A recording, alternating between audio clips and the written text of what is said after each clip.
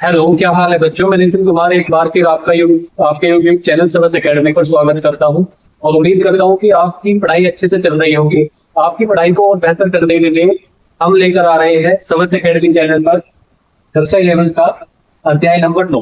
ठीक है, अध्याय नंबर 9 है हमारा सरल रेखा। ठीक है, तो आज हम सरल रेखा चैप्टर स्टार्ट करने जा रहे हैं जो कि क्लास 11 का है। तो चलो स्टार्ट करते हैं अपनी वीडियो। तो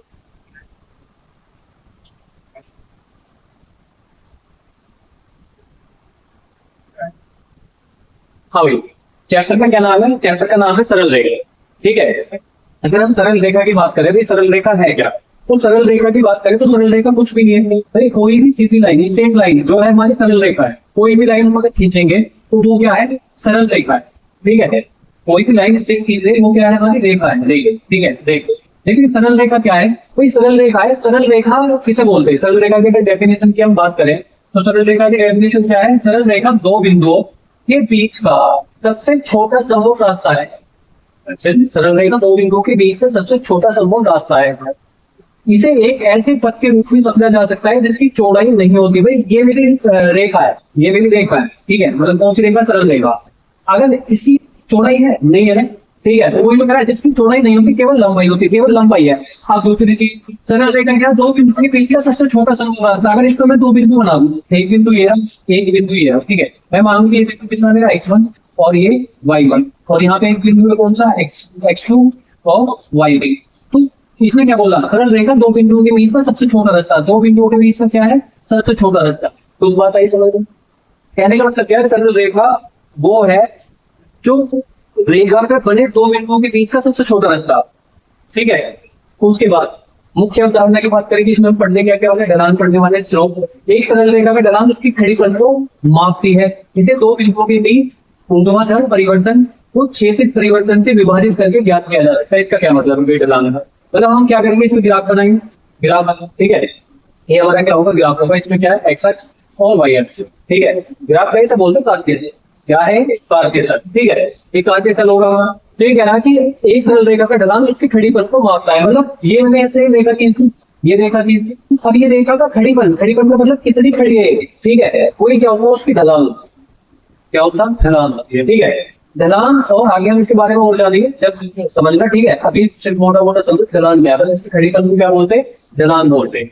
सही है। समीकरण की बात करें तो समीकरण हमारी एक्सरसाइज कितनी 9.2 में हम समीकरण के बारे में पढ़ेंगे। बस यहाँ मोटा समझ लो, एक सरल रेखा को गणितीय रूप से विभिन्न रूपों में दर्शाया जा सकता है, जैसे कि ढलान, अवरोध रूप, y बराबर mx प्लस सी, या मानक रूप ax प्लस by बराबर सी। ये क्या है? मतलब कोई भी समीकरण होगा वो किस रूप में रहेगा? x प्लस y बराबर 7 या 2x प्लस y बराबर 8। कुछ इस तरह का हमें क्या मिलेगा? रैखिक समीकरण मिलेगा जिसकी घात 1 होगी। उसी के बारे में इसने बताया।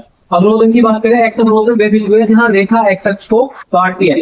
भाई एक्स अवरोधन क्या है? वह बिंदु है जहां रेखा एक्स अक्ष को काटती है। मतलब ये क्या है मेरी? एक्स अवरोधन है। क्या है ये हमारा? एक्स अवरोधन है, क्योंकि रेखा कहाँ? एक्स अक्ष पे कट कर लिया, रेखा एक्स अक्ष पे कट कर लिया। तो क्या है ये हमारा? एक्स अवरोधन के नाम से रोकेंगे। किस नाम से बोल रहे हैं?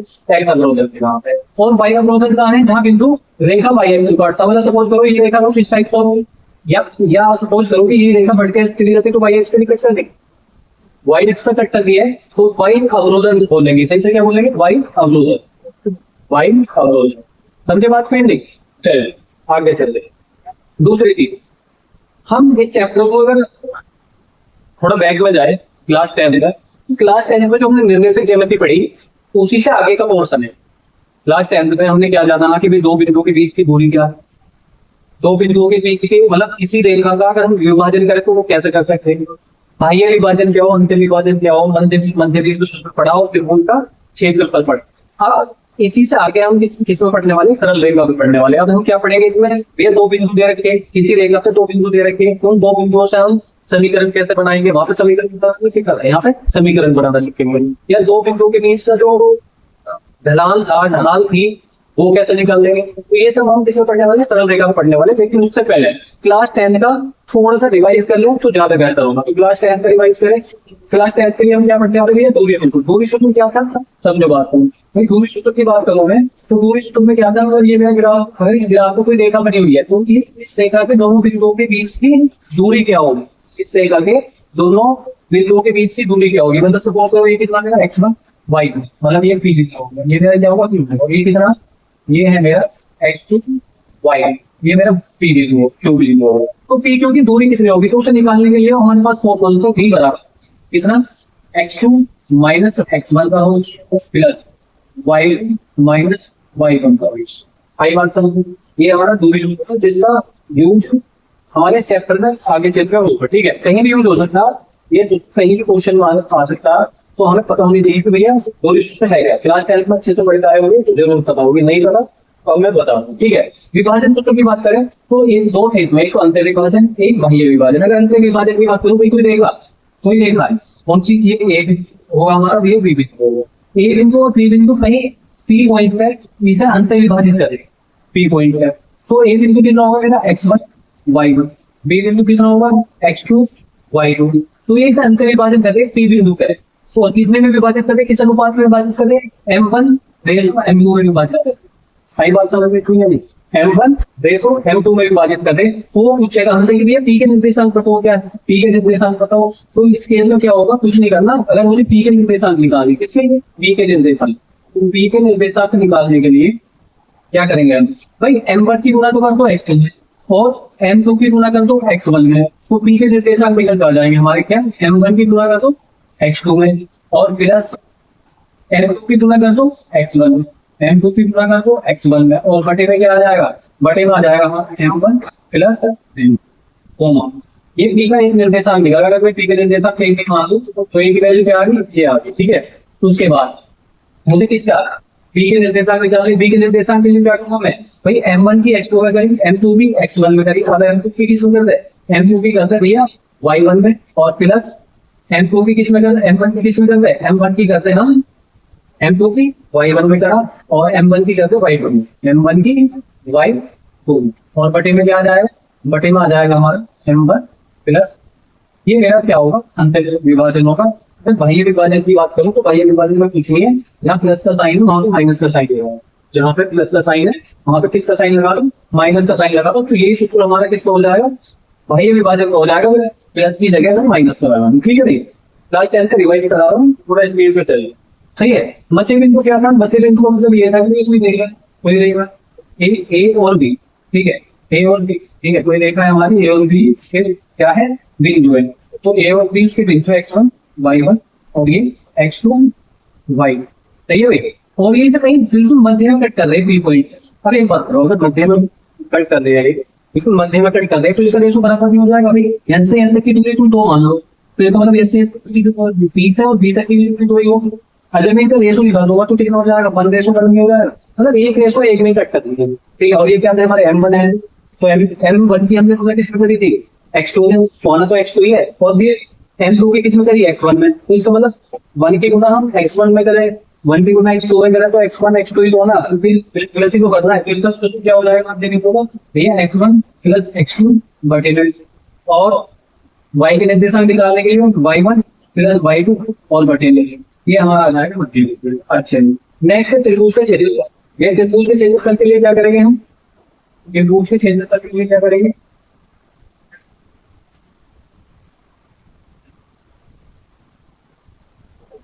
चलो देखो त्रिभुज का क्षेत्रफल, भाई कोई भी त्रिभुज होगा,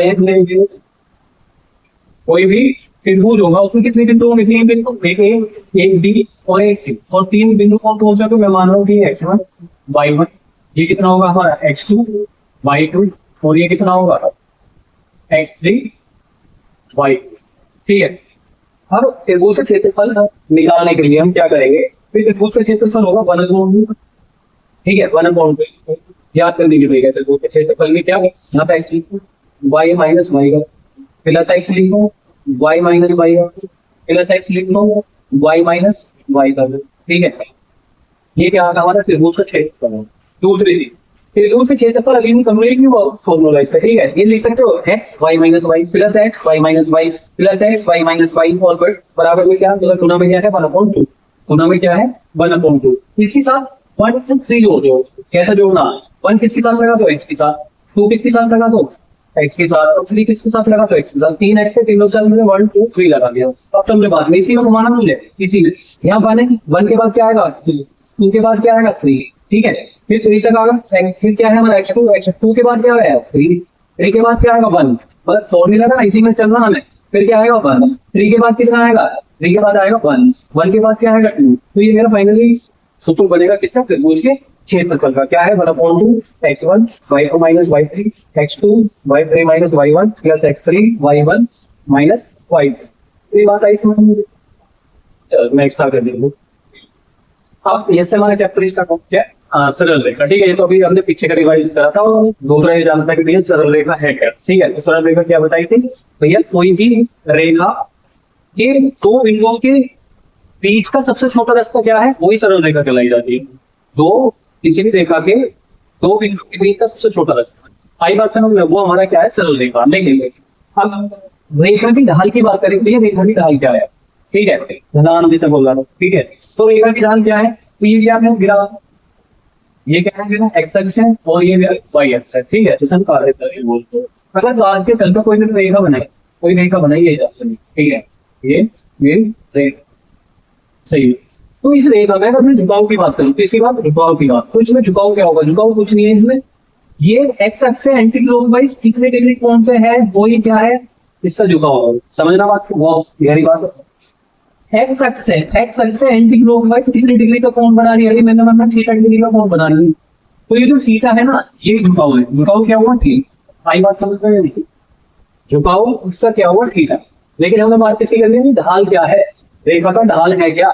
तो रेखा का ढाल कुछ भी नहीं है, अगर इस रेखा थीटा के साथ, इस थीटा के साथ में टेन थीटा लगा दो, मतलब थीटा के साथ में टेन थीटा और जोड़ दो, यही क्या हो जाएगा, ढाल हो जाएगा। तो समझ में, रेखा की ढाल क्या होगी, टेन थीटा।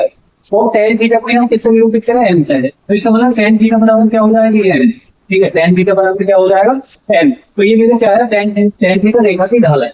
ठीक है, रेखा की ढाल क्या होगी, टेन थीटा होगा, झुकाव क्या होगा, थीटा होगा। आई बात समझ में, मतलब ये कितने डिग्री कोण पे झुक रही है, एक्स एक्स है, वो क्या है मेरा। ठीक है, इसी के साथ मैंने टेन जोड़ दिया, वो क्या है मेरा ढाल। अब और नेक्स्ट बात, एक्स एक्स की ढाल क्या होगी, एक्स एक्स की ढाल भाई तुम खुद बताओ कि एक्स एक्स की ढाल क्या होगी। एक बात बताओ, ये मेरा एक्स है, ये मेरा एक्स। ठीक है, और इसी पे एक्स पे ही, मतलब मैं कह रहा हूँ एक्स एक्स की ढाल क्या है, एक्स एक्स की ढाल खुद बताओ कितने डिग्री का कोण बना रहा है, एक्स एक्स है। एक्स एक्स पे ही एक्स एक्स है, कितने डिग्री का कोण बना रहा है, तो आप कहोगे जरूर होगी नहीं बन रहा। ठीक है, तो इसका मतलब एक्स एक्स की जो ढाल होगी वो भी कितनी होगी, 0 डिग्री होगी या नहीं, मतलब tan 0 डिग्री कितनी होगी भैया, tan 0 डिग्री, tan 0 डिग्री। तो tan 0 डिग्री का मान कितना हो है, समझ में। क्वेश्चन अगर तुमसे पूछे कि भैया एक्स एक्स की ढाल क्या है, एक्स एक्स की ढाल क्या है, तो एक्स एक्स की ढाल है tan 0 और tan 0 डिग्री का मान कितना होगा 0, इसका मतलब 0 इसकी ढाल हो जाएगी। दूसरी चीज मैं कहना चाहूंगा, वाई एक्स की ढाल कितनी होगी, वाई एक्स की ढाल। अब आप खुद बताओ भैया, वाई एक्स एक्स है, हमें हमेशा जो ढाल निकाल है वो एक्स एक्स से निकाल। ठीक है, एक्स एक्स से तुम देखोगे एंटी क्लॉकवाइज कितने डिग्री का कोण बन रहा है, एंटी क्लॉकवाइज कितने डिग्री का कोण बन रहा है, वाई एक्स की ढाल निकालूंगा मैं, आप क्या होगा 90 डिग्री का। इसका मतलब वाई एक्स की ढाल कितनी हो जाएगी, tan 90 डिग्री। कितना होगा, tan 90 डिग्री। और tan 90 डिग्री का मान क्या होगा, tan 90 डिग्री का मान होता है इनफिनिटी, मतलब है परिभाषा, है परिभाषा, मल्टीपल चॉइस क्वेश्चन में पूछ सकता है भाई एक्स एक्स की ढाल कितनी होगी, वाई एक्स की ढाल कितनी होगी। क्लियर हुई बात। ठीक है, एक बार फिर से देख, कोई भी रेखा है, ठीक है, वो एक्स एक्स पे कितनी झुकी हुई है, वो क्या है हमारा थीटा है। और उस थीटा के साथ अगर हम tan और जोड़ दें तो वो क्या हो जाएगी, उसकी ढाल हो जाएगी। मतलब यहाँ tan थीटा कुछ हो सके, tan 45 डिग्री, मतलब यहाँ थीटा 45 हो तो इसका मतलब tan 45, तो उसकी जो ढाल है वो कितनी हो जाएगी, 1 हो जाएगी। tan 45 का मान 1 हो गया। पूरी बात समझ में, tan 45 का मान कितना होता, 1 होता। ठीक है, चलो भी नेक्स्ट देखो। अब हम बात करें रेखा की ढाल, जब रेखा पर दो बिंदु दिए हो, जब रेखा में दो बिंदु दिए हो तो रेखा की ढाल क्या होगी। तो भैया दो बिंदु, ये मेरा क्या बात है, सही है। अब इसको कोई रेखा, ये मैं मानता हूँ कि ये मेरी पी है और ये मेरा पी बिंदु है और ये मेरा क्यू बिंदु। अच्छा है, पी बिंदु कितना है, पी बिंदु दे रखा है इसका x1 और y1 मान लिया हम दे रखे, और ये कितना है x2 और y2। सही है, ये मुझे रेखा की ढाल पर रेखा पर दो बिंदु दिए हो, हमने रेखा ले ली, रेखा पर दो बिंदु मान लिए, मुझे इसकी ढाल निकालने की, ढाल कितनी हो। ठीक है, तो ये मतलब डेरिवेशन से करने फॉर्मूला इसका बहुत ही सिंपल है। ठीक है, फॉर्मूला बहुत ही सिंपल है इसका। हमें डेरिवेशन से इसका फॉर्मूला लेके आना, तो डेरिवेशन देख लो इसकी कैसे, ठीक है, डेरिवेशन करना बहुत देर होगी। मैं एक चीज बताऊं, ये मेरा x1 है, ये मेरा y1 है, ठीक है। अगर मैं इसे थोड़ा सा वो मिलाऊं, ये कहाँ जाएगा, यहाँ पर आ जाएंगे, ये कहाँ पर आ जाएगा, यहाँ, ठीक है, और फिर यहाँ पर, ठीक है। उसके बाद मैं यहाँ पे एक स्ट्रेट लाइन खींची एक्स एक्स के समांतर, ठीक है, एक्स एक्स के समांतर एक स्ट्रेट लाइन खींची, फिर दिला एक्स एक्स के समांतर एक सीधी लाइन खींची,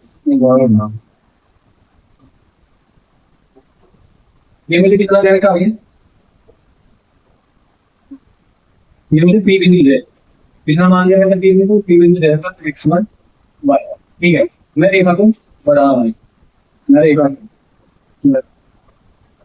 ये बढ़ाते रहते हैं, दूसरी चीज यहां से अगर मैं देखते ये भाई ये मेरा पी पॉइंट है, एक्स बिंदु कितना होगा, ठीक है ना, मान लीजिए ये होगा मेरा x1, ठीक है।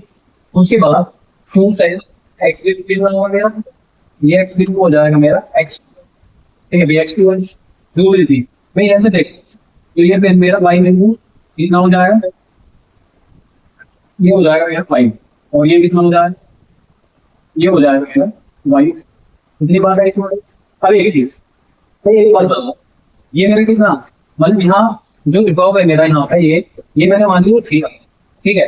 अब एक चीज बताओ, ये एक्स एक्स के समांतर लाइन की हुई है, ये एक्स एक्स के समांतर लाइन है, एक्स एक्स, ठीक है, ये एक्स एक्स के समांतर जा रही है, और दो समांतर लाइनों के बीच में, दो समांतर लाइनों के बीच में ये वाली लाइन पहुंची आ रही है, फिर एक लाइन नहीं आ रही, ये लाइन पहुंची आ रही है, फिर एक लाइन, इसका मतलब अगर ये मेरा थीटा है तो ये जो मेरा थीटा में होगा या नहीं होगा, क्योंकि संगत कौन है, क्लास 9 पर पढ़ा होगा आपने कि दो समांतर रेखाओं के बीच में अगर कोई रेखा लाइन खींची हुई है तो उसके संगत कोण बराबर हो गया, तो उसके संगत कोण बराबर हो, इसका मतलब ये थीटा तो ये थीटा होगा, समझना बात, ये भी थीटा होगा, ठीक है जी, ये भी थीटा होगा। दूसरी चीज अगर भाई इससे ये देखो भाई इसकी दूरी कितनी है, ये इसकी दूरी कितनी है, मतलब इसकी माप कितनी है, लंबाई, तो तुम खुद बताओ यहाँ से यहाँ तक कितनी होगी x1 और यहाँ से लेके यहाँ तक कितनी होगी x2 होगी। अगर इस x2 वैसे इस वाले x1 को मैं हटा दूं तो क्या मेरे पास ये दूरी की बचेगी, भाई x2 वैसे x2 यहाँ तक है, इसमें से x1 को हटा दूं तो ये वाली दूरी बचेगी x2 माइनस के x1 भी बचेगी, और वही दूरी हमारी ये हो जाएगी x2 माइनस के x1, सही है। दूसरी चीज यहाँ से यहाँ तक की दूरी कितनी है, y1 है, और यहाँ से लेके यहाँ तक की दूरी कितनी है, y2 है। अगर इस y2 में से इस y1 को हटा दूं मैं तो क्या मेरे पास y2 माइनस y1 में बचे, बताओ भाई, तो इसका मतलब ये वाली दूरी कितनी आ गई, y2 माइनस के y, समझ रहा, ये दूरी कितनी है x2 x1, मतलब ये दूरी, तो ये वाली दूरी कितनी आ गई मेरे पास, ये वाली y2 माइनस y1, और मेरे पास थीटा भी है, और तुम्हें पता है कि थीटा के सामने वाला कोण क्या रहेगा, ठीक है, और ये 90 डिग्री का एंगल बनता है, इसके सामने वाला क्या रहेगा, ठीक है, और ये बचा ये। अब आपको पता कि ये लाल बटे कत्ता, लाल बटे कत्ता, तो लाल बटे कत्ता लंब बटे आधार किसमें आ गया, लंब बटे आधार आ गया मेरा 10, ठीक है, तो इसका मतलब 10 v का बराबर कितना हो जाएगा, 10 v का बराबर हो जाएगा मेरा लंब बटे आधार, लंब बटे आधार, ठीक है, तो 10 v का बराबर कितना आ जाएगा, आधार लंब कितना मेरा, ये लंब है मेरा y2 minus y1, y2 minus y1, और आधार कितना मेरा x2 minus x1, x2 minus x1, तो ये मेरा फॉर्मूला होगा। तो बात आई समझ, tan थीटा, और tan थीटा को हम क्या लिख सकते हैं, ये थीटा है, इसके साथ में अगर tan जोड़ दूं तो ये tan जोड़ दूं तो क्या आ जाएगा ढाल, और ढाल को हम किससे निरूपित करें, n से, तो इसका मतलब m बराबर कितना आ जाएगा, n बराबर आ जाएगा y2 माइनस y1 बटे x2 माइनस x1। चल मेरे में कोई बात समझ में आएगी, तो ये मेरा सूत्र है, सूत्र ये है, ये याद रखना, ठीक है, डेरिवेशन अगर ना भी एक बार को समझ में आया तो चलेगा, लेकिन सूत्र मत भूलना, क्वेश्चन बहुत इजी है, तुम्हारे फॉर्मूले याद है ना, क्वेश्चनों में कोई प्रॉब्लम नहीं होने वाला। तो m बराबर कितना हो जाएगा, y2 माइनस y1 बटे x2 माइनस x1। चलो नेक्स्ट, नेक्स्ट कोई क्या है हमारा, दो रेखाओं के समांतर m लंबवत होने के साथ, देखो भैया यहाँ भी समझो, सूत्र तो बहुत इजी है, इसका मतलब फॉर्मूला बहुत इजी है, लेकिन देखो कि मतलब आया किस तरीके से, मतलब दो रेखाओं के समांतर और लंबवत होने की शर्त क्या है, ठीक है भैया, ये ग्राफ बना दिया होगा, ग्राफ पे एक लाइन ली जाएगी, ठीक है, और एक लाइन लिए, अब दोनों एक दूसरे के क्या है, पैरेलल, मतलब समांतर। अच्छा एक चीज बताओ, अगर मैं इसे ऐसा घुमा दूं तो तुम देखोगे कि ये कुछ इस तरीके से नहीं दिखाई देती है, पैरेलल लाइन है, और ये जो एक्स अक्ष है मेरा ये इस तरह से क्या है, तिर्यक लाइन है, और तिर्यक लाइन का जो बना थीटा बना रहा है दूसरे संख्या को बराबर नहीं होते, इसका मतलब ये वाला थीटा मैं मान रहा हूँ कि थीटा 1 है और ये वाला थीटा थीटा 2 है, ये आपस में इक्वल नहीं होंगे, होंगे या नहीं होंगे? तो इसका मतलब tan थीटा 1 बराबर होगा tan थीटा 2 है, और tan थीटा को हम क्या लिखे हैं m1 बराबर होगा m2। अगर ऐसी कंडीशन आ रही है कि m1 और m2 बराबर है तो इसका मतलब वहां पर जो हमारी रेखाएं है, दो रेखाएं हैं, वो आपस में क्या होंगी? समांतर होंगी। तो इतनी बात आई समझ में? चलो अब लंबवत होने की शर्त क्या है भाई? लंबवत होने की शर्त क्या है? लंबवत होने की शर्त दे, कोई ग्राफ है हमारा, ठीक है, उस पे एक रेखा इस तरीके से जा रही है, एक रेखा इस तरीके से जा रही है, दूसरी रेखा इस तरीके से आ रही है, और यहाँ पे क्या बन रहा? 90 डिग्री का है, समझना बात। अच्छा, इसकी झुकाव कितना होगा? इसका झुकाव मैं मान लूंगी थीटा 1, ठीक है, इसका झुकाव कितना होगा? ये मान लो मैं थीटा, समझना बात, सही है भाई? अच्छा जी, दूसरी चीज तो ये क्या भैया, ये है थीटा 1 और ये है थीटा 2, ठीक है। अच्छा, यहाँ पे 90 डिग्री का एंगल बनता, वो आपने पढ़ा होगा 9th क्लास में कि दो सीध सभी कोण, मतलब इस तरीके से तो कोण बन रहा, तो ये वाले कोण और ये वाले कोण आपस में इक्वल होगी, जब बोलते सीध सभी कोण, तो इसका मतलब ये 90 डिग्री होगा ही नहीं होगा।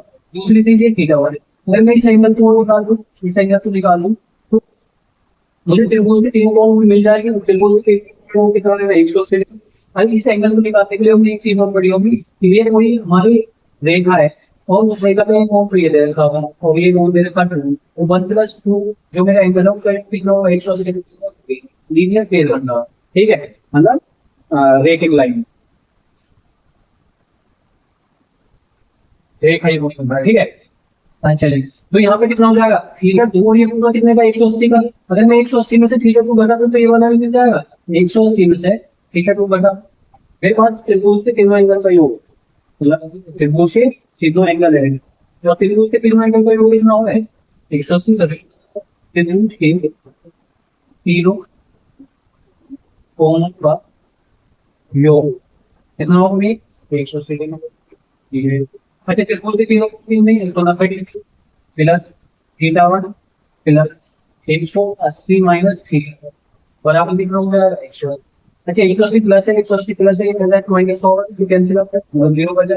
यहाँ पे क्या बचा? 90 प्लस थीटा 1 और बराबर इस माइनस से थीटा को इधर लेके जा रहा हूँ, ये कितना हो जाएगा? Plus theta.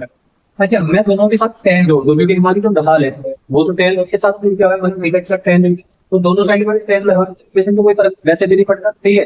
क्या करूंगा मैं? tan इधर और tan इधर ले लूंगा, tan 90 प्लस थीटा, ठीक है, और बराबर में tan थीटा, सही है। अच्छा, हमें बता कि tan 90 plus theta, tan 90 plus theta जो हमारा क्या बन जाएगा? 4। लेकिन देखिए एक कंडीशन, कोई एक चीज बताओ, tan 90 प्लस किस में आएगा? 90 तो मेरा 90 से कम वाले किस में आ रहा है? 0 से, और 90 से कम वाले फर्स्ट क्वाड्रेंट में आ रहा है। फर्स्ट क्वाड्रेंट में हमारे सभी पॉजिटिव है, 30 में चलते तो बढ़ाओ फिर बोल लीजिए पता, ठीक है जी।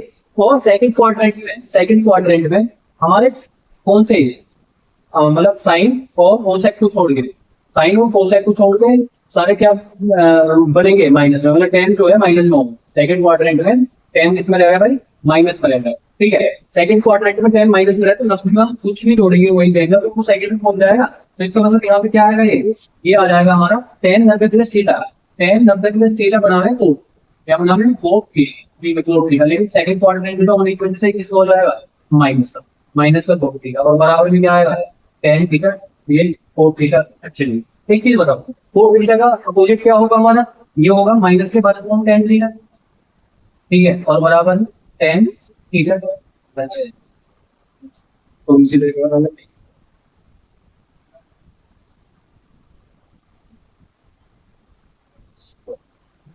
सही हो गई। अच्छा जी, 1/tan थीटा 1 होगा, ये मान कौन सा होगा? थीटा 1। अच्छा, क्रॉस मल्टीप्लाई कर दूं तो ये कितना आएगा? -1 बराबर tan थीटा 1 और tan थीटा 2। अच्छा जी, ये मेरा कितना था? थीटा 1, मतलब इसकी m1 ढाल है, और थीटा 2 इसकी m2 ढाल है, सही है। और m2 पे मैं क्या लिख सकता हूँ? tan थीटा 2, और m1 पे क्या लिख सकता हूँ? tan theta 1। तो एक बात बताओ, ये कितना आएगा? tan थीटा 1 को तो मैं कितना लिख सकता हूँ? m1, ठीक है, into tan थीटा टू को क्या लिख सकते हो m2, ठीक है, और बराबर में -1। अगर इसे सीधा करके लिखते तो ये आ जाएगा m1 इंटू m2 बराबर -1। तो लंबवत होने की शर्त क्या है हमारी ये, ठीक है, दो रेखाओं के समांतर है, लंबवत होने की शर्त, समांतर होने की शर्त क्या थी हमारी m1, समांतर होने की शर्त क्या थी हमारी, वो थी m1 बराबर m2, ठीक है जी। समांतर होने की जो शर्त थी हमारी वो थी m1 इंटू m2, और लंबवत होने की शर्त क्या है,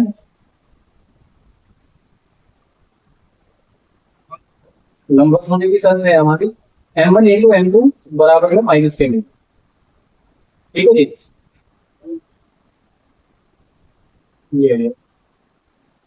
ये हमारी क्या है समांतर होने की शर्त है कि m1 और m2 मतलब पहली रेखा का ढाल बराबर होना चाहिए दूसरी रेखा के ढाल की। इसमें क्या शर्त है कि भैया पहली रेखा की ढाल, पहली रेखा की ढाल और गुना दूसरी रेखा की ढाल वो होना चाहिए -1 के बाद। इतनी बात आई समझ में चले, ठीक है। वीडियो में लास्ट तक बने रहे तो भाई सब चीज समझ में आएगी, सही है बच्चों। चलो ये क्वेश्चन है हमारे कुछ इन्हीं के ऊपर, वो कह रहा हूँ रेखाओं की ढाल ज्ञात कीजिए जो 3 -2 और -1 और बिंदुओं से होकर जाती है। तो इन रेखाओं की ढाल करनी है। फिर ये क्या है, ये मेरा x1 है, ठीक है, ये मेरा y है, ये मेरा x2 है, ये मेरा y2 है। और मैंने अभी फॉर्मूला क्या पढ़ा था, दो बिंदुओं की रेखा की ढाल, दो बिंदुओं की रेखा की ढाल क्या पढ़े थे हमने, m बराबर y2 - y1 बटे x2 - x1। बस लगा दो फॉर्मूला, तो m बराबर कितना हो जाएगा, m बराबर हो जाएगा y2 - y1। मैंने बोला कि तकरीबन क्वेश्चन बहुत इजी है, सेकंड में होंगे, और x2 - x1। अच्छा y2 की वैल्यू कितनी है 4, y1 की वैल्यू कितनी है -2, तो माइनस माइनस प्लस नहीं हो जाएगा, और बटे का x2 की वैल्यू कितनी है -1। अच्छा जी, और -3, तो ये कितना जाएगा 4 लोग 6 बटे में 3 वही 4 -4। डिवीजन कट करेंगे तो 2 दूनी 4 2 3 6, वो आ जाएगा -3 बटे 2। -3 को लगा मैं लिखता हूँ, उससे फर्क नहीं पड़ेगा। तो रेखा की ढाल कितनी आ जाएगी 3 बटे 2। ये मेरे ध्यान है काम करता है। सेकंड का आंसर क्या है, सेकंड का आंसर है ये करा 3 - 2 और 7 - 2 इनको से होकर जाती है, ठीक है। तो इसमें x पर कितना 3, x2 कितना, y कितना -2, x2 कितना 7 और y कितना -3। फिर से यही फॉर्मूला कितना हो जाएगा y2 -3 y2 -3 y1, ठीक है। तो ये कितना हो जाएगा -2 और माइनस माइनस प्लस के और बटेंगे x2 - x1 मतलब 7 - 3, तो कितना आ जाएगा 2 2 बटे तो 0 और 7 में से 3 गए 4, और 0 को 4 से भाग करेंगे तो क्या आ जाएगा, ठीक है। तो इसका मतलब ये x अक्ष के समांतर लाइन जा रही है, बताएंगे x अक्ष का ढाल क्या होगी 0, ठीक है। चलो नेक्स्ट देख, तीसरे वाला सी के बोल रहे हैं, ये कह रहा है 3 - 2 और 3 4 बिंदुओं से होकर जाती है, ठीक है। तो ये कितना x1, ये कितना y1 x2 y, ठीक है। तो m बराबर कितना हो जाएगा, m बराबर हो जाएगा हमारा y2 - y2 y1 और बटे में x2 x, और ये क्या बना 4 में 3 है 1 और 3 में 3 है 0, नीचे 0 होगा तो क्या बनेगा परिभाष मतलब आ जाओ बी। बी क्वेश्चन क्या है, बी क्वेश्चन है धन x अक्ष से 60 डिग्री की कोण पर बनाती है, धन x अक्ष से 60 डिग्री कोण पर बनाती है, मतलब ये मेरा क्या है ग्राफ, ठीक है। तो x अक्ष है जो वो कह रहा है कि ये कोण एक धन x अक्ष से 60 डिग्री का कोण बनाती है, x अक्ष से कितना बना है 60 डिग्री का, और किस पे पॉजिटिव वाले है इस पर, ठीक है। ये 60 डिग्री का कोण बना रही है, तो ये तो 60 डिग्री है, ये क्या है tan की लाइन को है, तो इसका मतलब m बराबर कितना होगा tan थीटा, थीटा की वैल्यू 60 डिग्री, थीटा की वैल्यू कितनी दे रखी है 60 डिग्री, तो m बराबर क्या होता है tan थीटा, ढाल निकालिए ना, एंगल वैल्यू निकाल दिए, n बराबर कितना हो जाएगा tan 60 डिग्री, तो tan 60 डिग्री की वैल्यू क्या होता है, तो इसका मान आ जाएगा 90। ये हमारे क्वेश्चन थे, वीडियो बाकी लंबी हो गई तो आगे क्वेश्चन नेक्स्ट वीडियो में करेंगे। बच्चों को आपको वीडियो अच्छी लगी हो प्लीज चैनल को सब्सक्राइब कर देना और वीडियो को लाइक और शेयर भी कर देना। धन्यवाद।